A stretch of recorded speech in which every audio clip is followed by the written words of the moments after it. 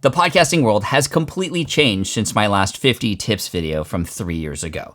There's new tools, new strategies, and new opportunities, and a lot of old advice that could actually hurt you this year. Which is why I'm updating you with a more current list of 50 tips for you if you're a podcaster. Why is this important? Because it could save you years of mistakes and save you a lot of time. Also, this time I've organized these tips into little groups, like getting started, the equipment and technical stuff, content and interviewing, the business part of it, and so forth. So hopefully this will help you even more. So let's start with tip number 1. Start with something that you're passionate about and you have some sort of expertise in, or at least are very curious about. You want to podcast about something that you could talk about for hours without getting bored. The riches are in the niches. Number 2, plan your first 10 episodes before you record even the first one. This prevents the content hamster wheel and gives you some momentum from day 1. 3, your podcast artwork. It is crucial. It's the thing people see before they even listen to a moment of your show. So make sure it's readable even at a small size for mobile devices and things like that. Number 4, choose the right length of your podcast episodes. So the question is, well, how long should they be? They need to be exactly as long as they need to be to deliver the value that you want to deliver. Meaning, don't pad it with fluff and other things that aren't going to actually add value, and don't cut it short artificially. Number 5, consistency beats perfection. Pick a schedule that you can maintain. Maybe weekly is ideal when you're starting out, and stick to it religiously. You're gonna get better over time, and your production is gonna get faster. Number 6, invest in a high quality USB microphone. Now, this doesn't mean it's expensive. You can use something like the Samson Q2U or the Audio-Technica ATR 2100X.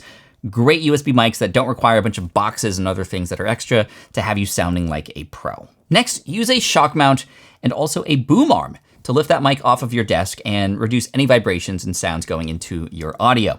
And you want to also position your mic at the perfect distance from your mouth, which is about a fist away. Number 8, record in an acoustically treated space. Now, this doesn't mean you need to spend a ton of money on soundproofing items. However, we do have a video to show you different levels of soundproofing that you can do in your studio, but just make sure that there's not too much echo. Record a couple tries first, listen to it, see how it sounds, and you might need to offer some padding. And honestly, there's a reason why a lot of people record their podcasts in the closet. It's the best audio because there's nothing bouncing around. Number 9, always do a sound check to confirm you're actually recording.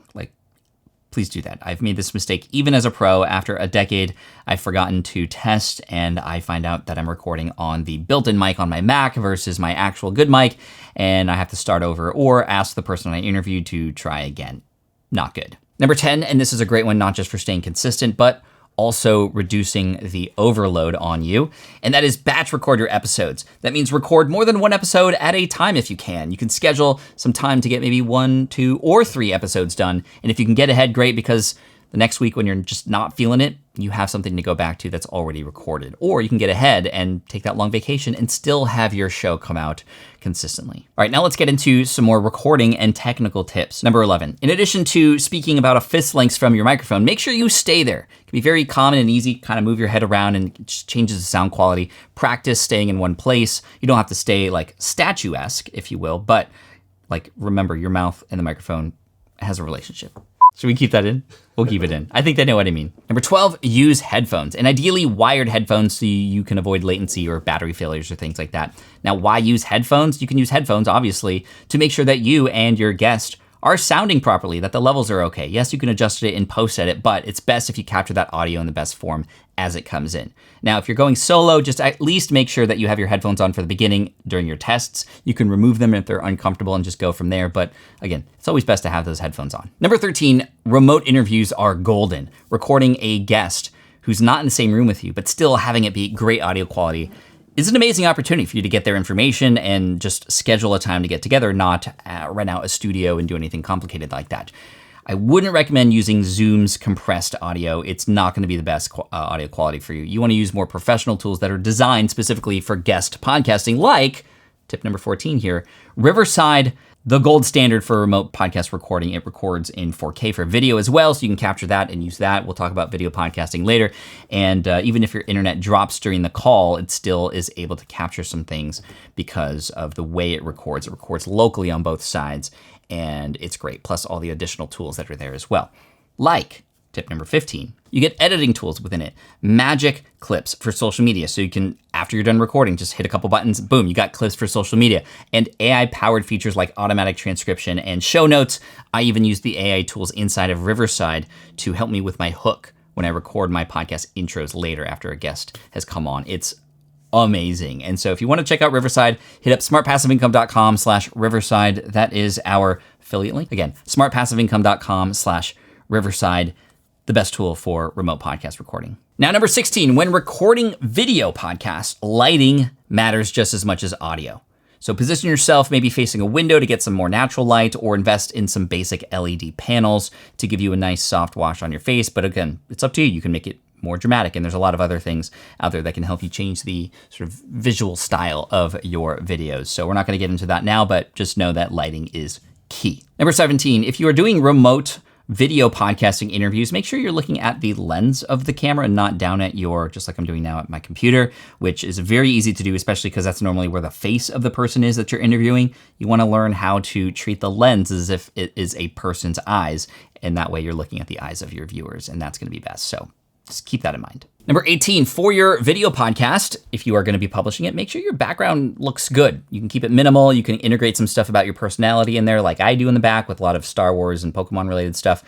Just be thoughtful about it and not just have like a blank white wall, and make sure your camera is at eye level too. Number 19, from Riverside, for example, you can export both audio and video to make sure that you have those available to distribute them across as many platforms as possible. Yes, you got the audio podcast, but you have the video on YouTube. You have then TikTok, Reels, Shorts. All those things can be used from just one episode. And that's a really cool part about repurposing this podcasting stuff, and what most people who are successful with it are doing today. Number 20, something to think about is using something like a teleprompter, or at least having notes, detailed notes about where you want to go, especially for your solo episodes, or maybe questions that you have written down ahead of time for your guest. That way you can kind of just quickly reference those and look up and keep your eyes on that lens, like I said earlier. All right, some content and interviewing tips for the next batch here. Number 21, start episodes with a strong hook. This is probably more important than ever. The listener should know exactly why they need to stick around right in the beginning of those episodes. Number 22, tell more stories. Stories are amazing, especially for podcasts, both video and audio,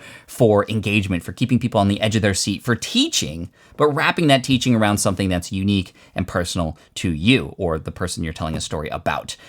This is how you create connection today. It's through those emotions that happen through story, not by just sharing the same old information that people can get elsewhere. Number 23, you want to make sure that your guest, if you are doing remote recording or of course in studio, is comfortable. So before you start, let them know that you haven't hit record yet. Just kind of get them comfortable, ask them a few questions. One thing I like to say is, just pretend like we're at a coffee shop having a conversation. And if you're ready to go, I'm going to hit record.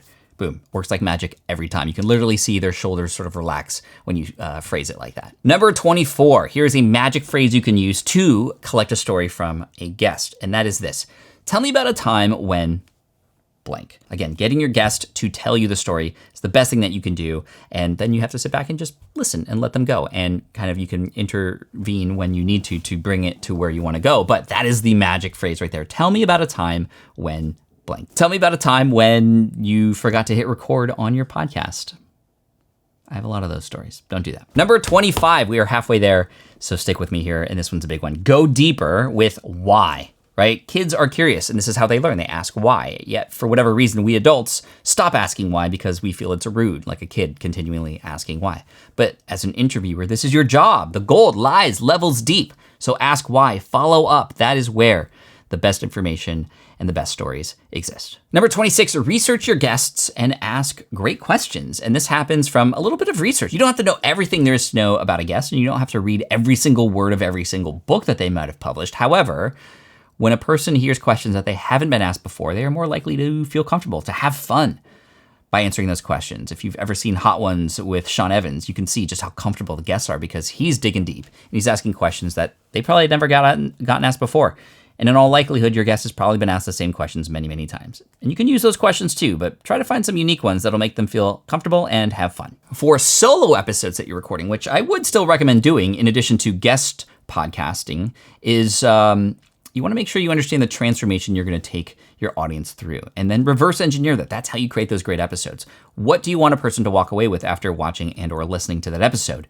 then come up with those stories, those points you want to make. I love solo shows because they kind of prove yourself more as an authority instead of just a person who asks great questions. Yes, you can build authority through guest podcasting as well, but solo episodes are great. Teach, tell story, build that authority. Number 28, and this is one that I know way too well, is to not script your entire episodes for your solo shows, which I used to do because I was so afraid of getting it wrong. I wanted it to be perfect, and as a result, it just sounded robotic.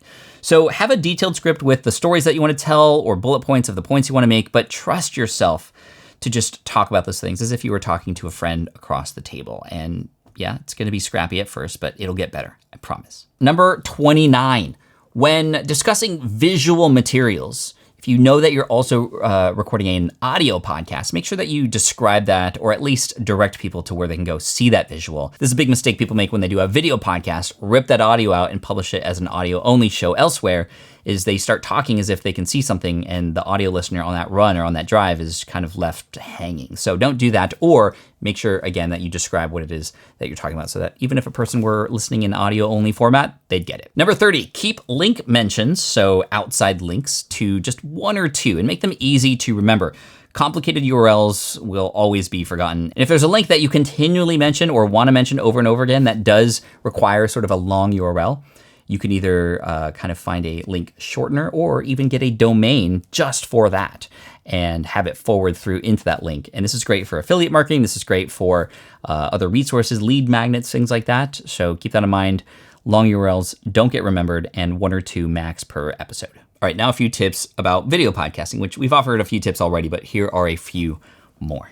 Video podcasts perform best on YouTube, and I think that's a given. There are other places where video exists, like Spotify, but because this works well on YouTube, be sure to nail the title and thumbnail. That is the most important thing you can learn about success on YouTube, title and thumbnail. So make sure that's great for your podcast episodes. Don't just take a frame from your podcast episode where you have two people side by side. Actually spend some time on it. It'll be worth the time, I promise. Number 32, create vertical clips from your longer form shows for TikTok, for Instagram, for Reels, and for YouTube Shorts. So this will expand your reach, and try to find those compelling moments where in the first 2 seconds, whatever clip you pull out in the first 2 seconds, it's curious, it's exciting, it's something that makes people want to stick around to the end, right? And a sort of fun tip on top of that, this is a bonus tip, if you wanted to, you can include questions in your interviews or certain moments of your solo shows that you know you would pull out, and you can have sort of hooks built into those things ahead of time. Oh, and by the way, I mentioned Riverside, the sponsor of this video earlier. You can do that right inside the tool too. So check them out. Number 33, again, we're on video podcasts, and because it's video, we want other visual things included. So make sure that if possible, you have maybe multiple camera angles, or you're screen recording something that you're talking about and showing as an example. Even other B-roll can be added in to add some flavor and some engagement to your videos as well. Next, 34, for video podcasts that do well on YouTube especially have almost like a trailer in the beginning of those episodes. It's a teaser, if you will. If you've ever watched Diary of a CEO, you'll notice that the first 60 seconds are really driving what is about to be spoken about, and it leaves you hanging, actually. So you don't need to go to that level. And of course, remember, he has a team doing that for him, but something in the beginning that is recorded or even edited separately from the main episode to drive people in so that they could sit down and watch and or listen. 35, and the last thing I'll say about specifically video podcasting is video podcasting actually, obviously, requires video. So the video equipment that you use is important. Now, there's a huge range of different video cameras and things like that that you could choose from. Anything from your kind of cheap webcam from Temu all the way up to, multi $10,000, $20,000 cameras. Start with what you have already, and you can upgrade over time. In fact, your smartphone might be able to do the job for you. So that plus your audio will be great to start out with, and you can always improve over time, but just start with what you have. All right, these next few are growth and marketing tips, something that is often overlooked when it comes to podcasting because it's not necessarily a just record it and they will come situation. You got to do a little bit of work to market and get your show out there. So tip 36, the best way to grow your podcast is to be a guest on another podcast. 100% of that audience already listens to podcasts. They're likely already on the app where they can just find you, and you're getting endorsed by a host that has already spent the time to earn that trust with that audience. Huge, huge, huge advantage. So build those relationships now and try to be a guest on another person's show. Number 37, sort of a small little hack here, but mentioning other podcasts, especially if you have a guest on your show, obviously, but even if you don't, mentioning other podcasts that people can download and listen to is great. Why? Well, that's just a fun thing to do. But secondly, you will also be seen on their podcast under the related podcast section if your audiences start to overlap each other, which is kind of a fun way to have more people come find and discover your show. 38, build an email list from your podcast listeners. It is your direct line to your audience. And so if you want to learn how to build your email list very quickly here at the start, and you haven't done it before, go to 100emails.com. It's a little 3-day email sequence to help you get from 0 to 100 emails very quickly. And we have some other resources for building your email list too, and other tools and things like that. So we're not going to go deep into that now, but just know that your podcast with all that engagement that you have is a perfect place to grow your email list, nurture that list even more, and potentially build a business out of it. 39, create a community around your podcast where listeners can connect with each other. You know, it's one thing to just be a solo listener of your show. It's another thing to see that there's other people out there who listen to the same show, who could talk about it, who could discuss things and connect with one another. Building community is a huge, huge, huge advantage that many people are taking today, especially with tools like Circle. So it doesn't have to be on Circle. You can start easy. You can start on social media, maybe a Facebook group or LinkedIn group, and you can build out into something like a Circle community that's more private from there. 40, repurpose your podcast content into other things. Now, we talked about this already with short form video, but there's more. There's blog posts, there's social media content, newsletter content, emails, right? You can maximize one piece of content into so many things and create a plan for that, create a standard operating procedure so it's the same every time. You can get better and faster, and maybe even start handing those things off to other team or contractors that can do that for you. 41, pay attention to your analytics. You don't know what you don't know when it comes to the growth of your show. So what do you know? Well, you'll know which episodes perform better than others. You can actually look to see where in those episodes people drop off and stop doing that, or where people stick around the most and continue to do that. You can see which topics are more interesting than others, and then you can lean into those things that are working and lean out of the things that are not. 42, and this is something I absolutely love about podcasting, is even if there were no listeners of the episodes, you still have value in it in the way that it allows you to connect with other industry leaders and authorities in your niche. It's such an amazing way to collaborate, inviting a person onto your show.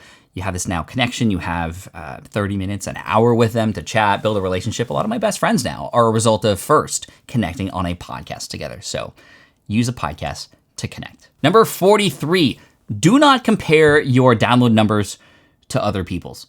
You're leading different timelines, you have different experiences, you have different audiences perhaps. You need to compare yourself to yourself last week and how that episode did in comparison, and last month and last year. And over time, that will exponentially grow into some incredible growth. 44, engage with your audience on social media in this interesting way. Ask who has recently listened to an episode, and then reach out to them and personally thank them.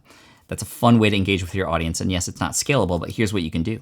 You can even follow up after they thank you back and ask for a review on Apple, which is an amazing tip because more reviews are going to come from the one-on-one and individual conversations versus just these blanket statements you make in your podcast. Hey, everybody, please review the show. No, when you make a connection and then drop that ask when you can tell that this person is a fan of your show, you not only know that you're going to get a review back, but it's probably going to be a good one. Number 45.